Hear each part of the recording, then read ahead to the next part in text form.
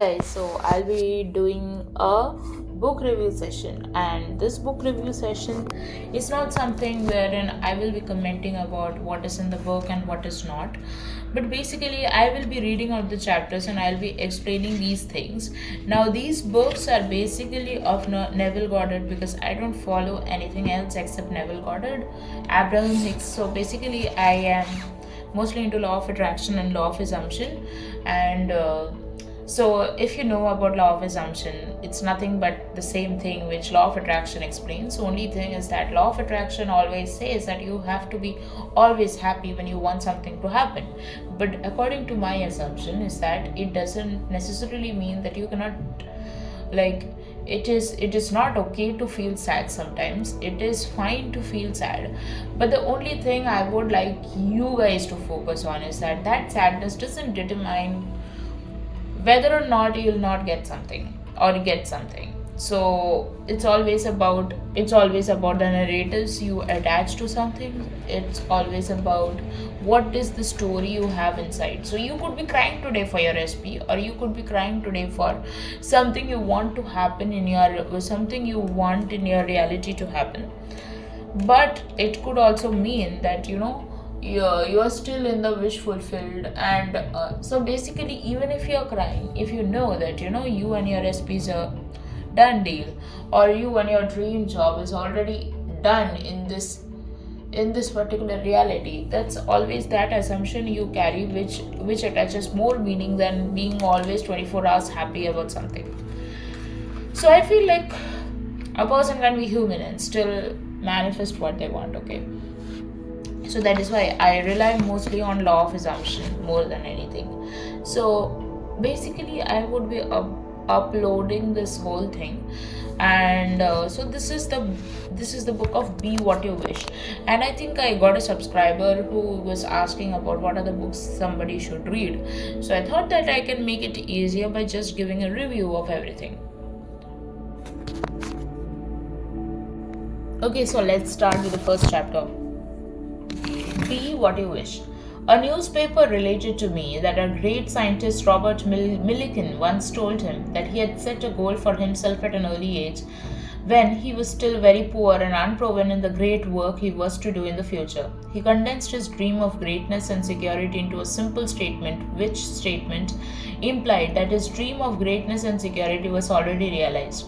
Then he repeated the statement over and over again to himself until the idea of greatness and security filled his mind and crowded all other ideas out of his consciousness. These may these may not have been the words of Dr. Milligan, but they are those given to me, and I quote, I had a lavish, steady, dependable income consistent with integrity and mutual benefit. As I've said repeatedly, everything depends upon your attitude towards yourself. That which we will not affirm as true of ourselves cannot develop in our life. So Dr. Milligan wrote his dream of greatness and security in the first person present tense. He did not say I will be great or I will be secure, for that would have implied that he was not great and secure. Instead, he made his future dream a present fact. I love, said he, of a lavish, steady, dependable income consistent with integrity and mutual benefit. So the future dream must become a present fact in the mind of him who seeks to realize it. We must experience in imagination what we would experience in reality in the event we achieved our goal. For the soul imagining itself into a situation takes on the results of the imaginary act. If it does not imagine itself into a situation, it is ever free of result. It is the purpose of this teaching to lift us to a higher state of consciousness, to stir the highest in us to confidence and self assertion, for that which stirs the highest in us, in our teacher and a healer. So, the very first word of correction or cure is always arise. If we are to understand the reason for this constant command of Bible to arise, we must recognize that the universe understood internally is an infinite series of levels, and man is what he is according to where he is in the series. As we are lifted up in consciousness, our world reshapes itself in harmony with the level to which we are lifted. He who raises for his prayer a better man, his prayer has been granted. To change the present state, we like Dr. Millikan, must rise to a higher level of consciousness.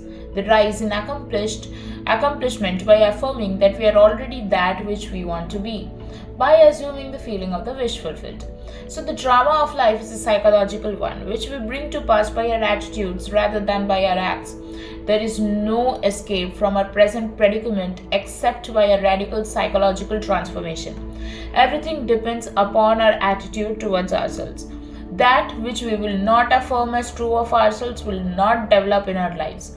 We hear much of the humble man, the meek man, but what is meant by a meek man? He is not poor and groveling, the proverbial doormat as he is generally conceived to be. Men who take themselves as worms in their own sight have lost the vision of that life, into the likeness of which it is a true purpose of the Spirit to transform this life. Men should take their measurements not from life as they see it, but from men like Dr. Millikan, who, while poor and unproven, dared to assume, I have a lavish, steady, dependable income, consistent with integrity and mutual benefit. Such men are the meek of the Gospels, the man who inherit the earth. Any concept of self less than the best robs us of the earth. So, if you see all these kinds of statements, so basically you can have everything you want. But the thing is that if you are limiting your present beliefs or your present dreams by what you can achieve and what you cannot achieve, you are just like that meek man who dreams small. There's always a saying that dream big, try to reach the stars. Try to reach the sun so that you reach at least the planet. So that's how people say, right? But if you don't dream big, you cannot achieve anything. It's a very essential thing to dream big, because dreaming big is everything. If you don't know what you want, or if you limit your present situations to what you can achieve or cannot achieve, it's like you have a very big limiting thought that I cannot achieve something. So that's how it is. So let's go forward. Okay.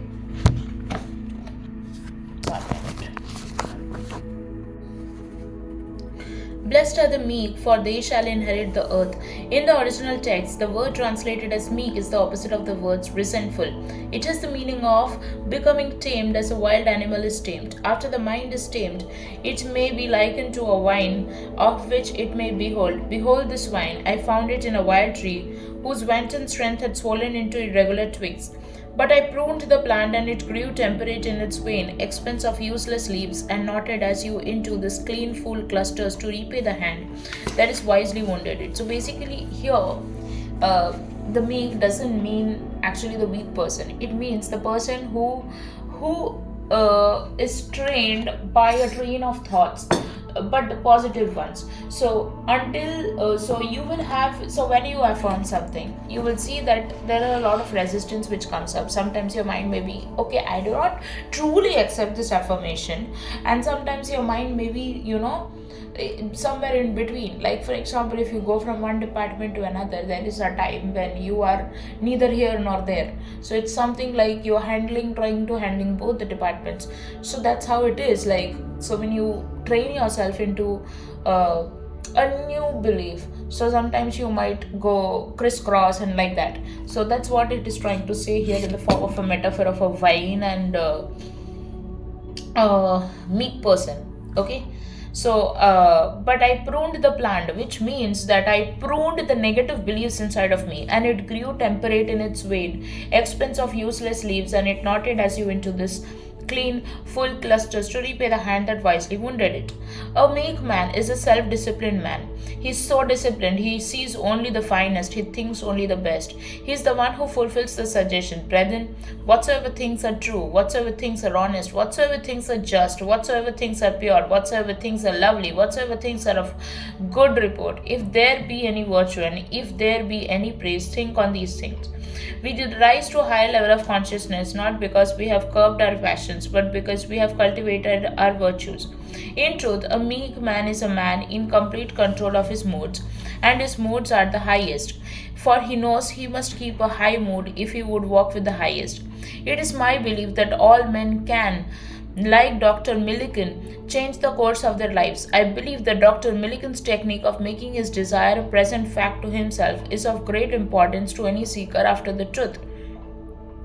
It is also his high purpose out of the mutual benefit that is inevitably the goal of us all. It is much easier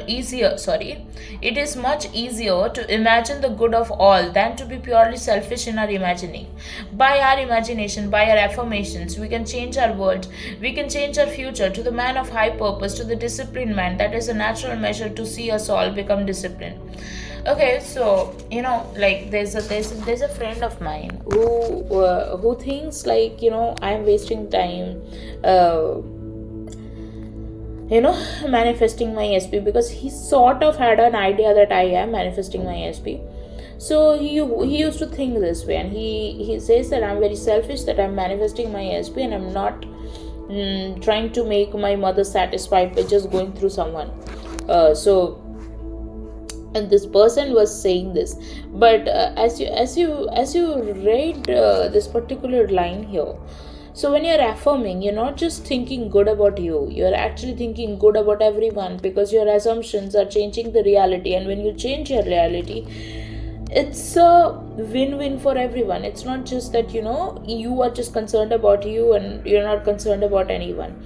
The only stupid thing you can do is to go by the flow, that someone is saying something, so I need to do something just to make this person satisfied. That is where you're doing wrong for everyone. It might be good at the start, like there are many people, like my SP's ex was one of them.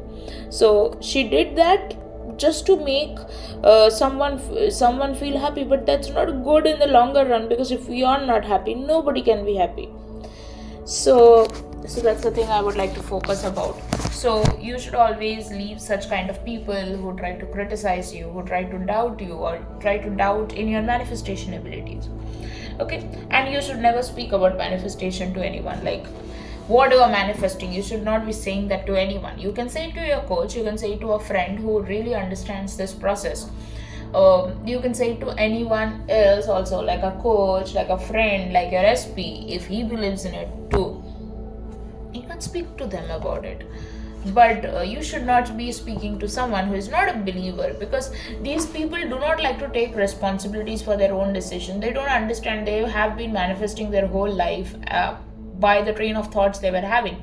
This person has so many unsuccessful relationships. Why? Because he always feels like he has this inner belief that a girl who he is in, like if he is on to someone, that girl doesn't feel the same way about him.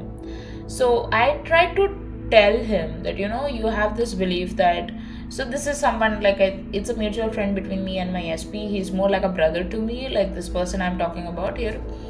So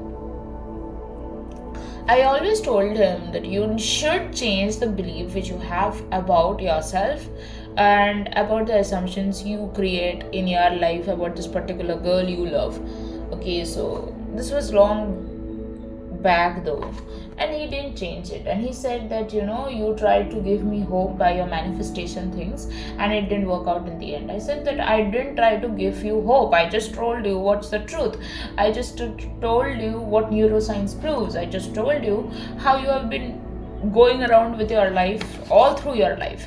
So why do you think the same patterns keep repeating again and again? I mean, it applies even for me, my SP, my mother, my father, whoever it is, like whoever has the same train of thoughts which is not helping them, and they still carry it in their head. Obviously, the same thing is going to happen. What do you think will happen? Something different would happen? No.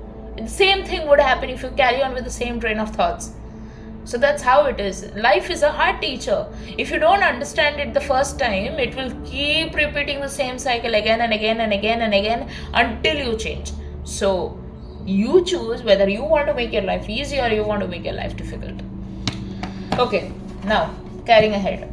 So it's my belief that all men can, like Dr. Millikan, change the course of their lives. I believe that Dr. Millikan's technique of making his desire a present fact to himself is of great importance to any seeker after the truth. It's also his high purpose to be of mutual benefit that is inevitably the goal of us all. It's easier to imagine the good of all than to be purely selfish in our imagining. By our imagination, by our affirmations, we can change our world. We can change our future. To the man of high purpose, to the disciplined man, to the man of high purpose, to the disciplined man, this is a natural measure. So let us all become disciplined men. Next Sunday morning, July 15th, I'm speaking as the guest of Dr. Bales at 10:30. So he's saying that he will make some speech, Dr. Neville. Sorry, Mr. Neville. So it's a subject near to the hearts of us all. I hope you all come on Sunday to learn how to be the disciplined man, the meek man who changes his future to the benefit of his fellow men. If you are observant, you will notice the swift echo or response to every mood in this message, and you will be able to key it to a circumstance of your daily life. When we are certain of a relationship of mood to circumstance in our lives, we welcome what befalls us. We know that in the creation of a new life, we must begin at the beginning with a change of mood. Every high mood of man is the opening of the door to the higher level of him. Let us mold our lives about a high mood or a community of high moods. Individual as well as communities grow spiritually in proportion as they rise to a higher level. If their ideal is lowered, they sink to the depths. If their ideal is exalted, they are elevated to heights unimagined. If their ideal is lowered, they sink it to its depth. If their ideal is exalted, they are elevated to heights unimagined. We must keep the high mood if we would walk with the highest. The heights also were meant for habitation. All forms of the creative imagination imply elements of feeling. Feeling is the ferment without which no creation is possible. There's nothing wrong with our desire to transcend our present state. Okay, so let me tell you something. So I remember there was a time like when my SP, like in the last year, he told so when I told him, like I sent him some engagement video which I made, some sort of song. I don't even remember it properly. Like I just randomly made it and I sent it to him, and I thought that he would be actually happy to see it. But the next day he pinged me by saying that he's getting married to someone or something, and I had a opposite spiral effect, and like I was like, what the fuck? I was affirming about us and you started saying this. Now, one thing, this is quite natural. If you have if you have a lot of fears inside of you about this particular situation or about a particular person, you might get this thing. But what you need to be is like, when I talked to my manifestation buddy about it, she said, you know what, you created this. This was something you had in your mind, that he might come and tell you the same thing, and you were very scared of it. And I don't know, like the only way you can get ahead of your frightening thoughts is to actually face them and go ahead. So if you are like, for example, if you are, you are doing a rope kind of suppose there is a rope, okay, and it is attached to two mountains, and you feel like you might walk through this rope to go from one mountain to another, as there is no other way you can go from one mountain to another without this rope or without this thing. And you have to walk through this rope, you have to go through the risk before to go to the other place to make you feel safe. So here, to make you feel safe is the end goal between you and your SP. Like, this is what I want. But the risk is you have to face your fears. You have to go ahead of those fears to get to the point wherein you are with your SP, or you are to the safe place or with the other mountain. So you have to face those things. So she told me that, for a few days you have been already feeling this, that, he might come and tell you this, and you know what? That's what he confirmed to. So who created this? I was like, I created this. So she's like, now don't be mad at your SP. You can cry about it because you got hurt, you got scared, or whatever it is, but don't get mad at your SP. And to be honest, like, I was not really mad at my SP, but whenever like the 3D would press upon me, I used to get very mad at my SP. I used to imagine my SP as someone standing beside the door, and I used to really shout at him because it made me so mad. So yeah. 1 minute. Okay.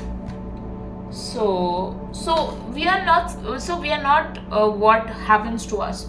We are what we want to evolve from. Okay. So if their ideal is lowered, they sink to its depth. Exactly. If their ideal is exalted, they are elevated to heights unimagined. Exactly. We must keep the high mood if we would work with the highest. The heights also were meant for habitation. All forms of the creative imagination imply elements of feeling. Feeling is the ferment without which no creation is possible. So to create this feeling, what I did was I went to my terrace in my place, and my place isn't like the place I live in, where I work for, the city where I work in. So there's no one there. So basically, no one would come in the terrace when I was there. So what I used to do is I used to play a local song of my SP's language, and that was something which was a very romantic song, and I used to take saat feras there, like so 7 circles there. So that's what Hindus do to get married to their people, and I used to do it every day to create that feeling that this is already done. And I used to have a so if you're a Hindu, you would understand there's some there's this vermilion which is attached to when somebody gets married to someone. So I used to sometimes just secretly put it, and I would put it in a way that nobody sees it, especially at night. I would put it, and I would feel like, okay, I'm married to my SP, and etc, etc. And I think I carried this on even when, like, we started talking again. So every time like we would be intimately close or something, I used to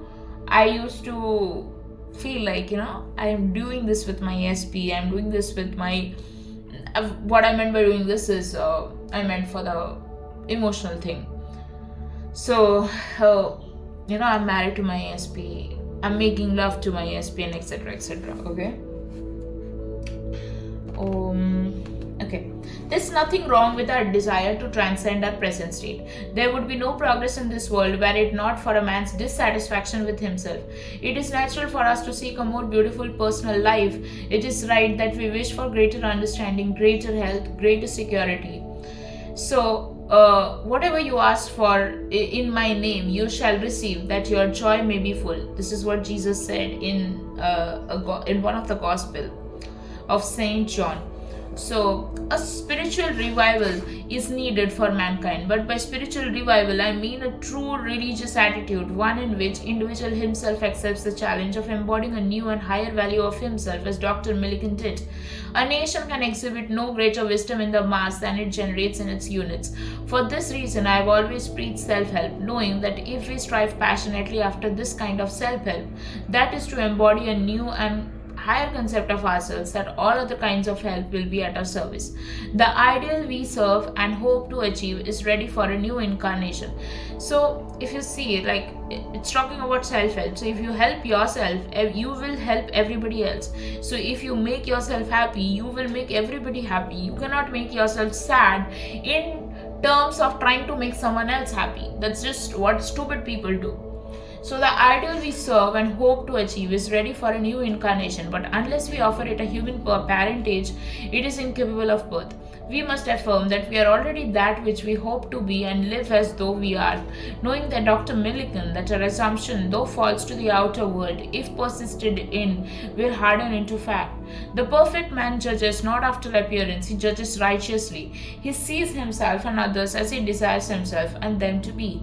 He hears what he wants to hear. He sees and hears only the good.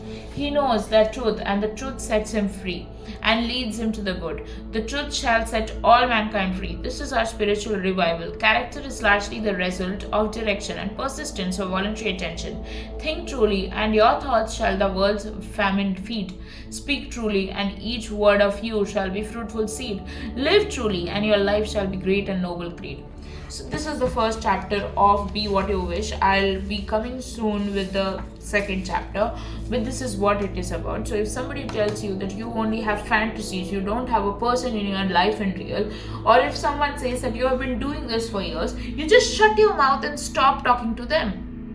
There's no need to, try to satisfy those non-believers who don't believe in this thing. So, like when I told my mother that I am manifesting my SP, manifesting marriage with this person, she said, "Are you crazy? This doesn't happen with your SP. It only happens when you have goals or something like that." Like she was basically trying to limit these things by saying that, manifestation happens only when you have a goal of some career goal, some academic goal, because that's where you put some actions. But so that's her limiting belief, that she feels that, you cannot manifest a SP by your own manifestation, by your own training of thoughts.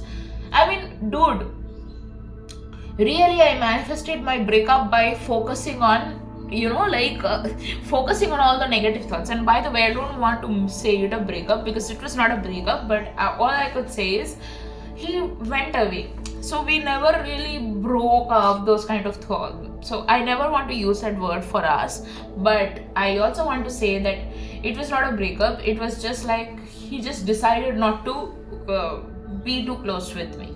So that wasn't a breakup, because even after that, like, we were still in contact, we still loved each other, and we still do. So that's not a breakup, but I would say that that's how it is. So the only thing required, guys, is your own beliefs, is your own belief that no matter what happens, I'll get this person, no matter what happens, I'll get this dream job, no matter what happens, I'm strong, I'm capable, I'm confident. You don't need to justify these people who don't believe on it. And trust me, there was a time, like, for example, like, one of those moments wherein I had in my college, like, this was years back, and my SP wanted to be in the same committee. So I was in the website committee, and I got selected through some seniors and something like that. And he congratulated me when it happened, because he was part of the cultural committee and I was part of the website committee. And then, like, all of a sudden, one day he just said that, you know what, I wish I could be in the website committee as well, because I want to put it in my CV. And I just wanted to help him by getting the opportunity for him. Like, I didn't want to make it easy for him to get into, but I wanted to give him a fair chance to get selected, put in his efforts, and then that the committee selects him. I wanted to happen it naturally without being biased in front of others. So I put all that intentions, and there was a tie between two people. So there was my SP, and there was this other girl who was there, and she was kind of adamant to get into the committee as well. But by 1-2 scores, which was rated not just by me but by the whole committee itself, my intention became true. My SP got selected. Now this other girl started fighting, like, you have done biasness, you have done this and that, you have selected someone who is from your division, and since I'm not from your division, you just, you didn't select me, and all that kind of stuff. And I tried to convince this girl so many times by saying that, it's not just my scoring, it is the scoring of the whole committee. There are 5 other people who are here. Sorry, there are 3 more people who are here. So, you cannot just say like this. And whatever I called you after your second round was over, because I felt like you might get selected. But later on, when I found out, so basically I told her that you and my SP would get selected, and she didn't know that he's my SP. So, but she was saying that I had done biasness, but by the division, etc., etc. After that, when my SP got selected, I told my SP, I congratulated him, and everybody congratulated him. And this woman was trying to, she kept on fighting that you have done biasness. I said that I've not done biasness. I can even tell you your scores, and I can tell you my SP scores, and that he scored higher than you, which is why he got selected. So basically, we were seeing 3 aspects. So one was what content they are writing. The second is that what is the UI UX you're presenting while you're because you need to have a good knowledge of how you present. So you cannot be just presenting some contrasting pink, some deep pink color which is very cheap to look at. So you cannot do that, and I think she scored less there. She put a cheap pink color in something which looked very bad to all of us, and we gave low scores to her. And also I saw my SP's content and her content, and my SP's content was much better than the content that girl had made. But she was stuck on it. She wouldn't believe anything else except what she wanted to believe. She was persistent in a negative way. So that's what I wanted to tell you guys, that if you know that you're manifesting an SP is possible and that's your core belief, you should not go and try to convince someone else that this is possible, because they will be stuck to what they want. They would be stuck to what they believe. You cannot change anyone's belief, and especially someone who doesn't want to believe in what you believe.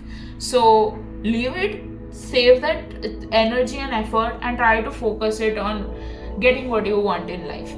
That's it. Thank you.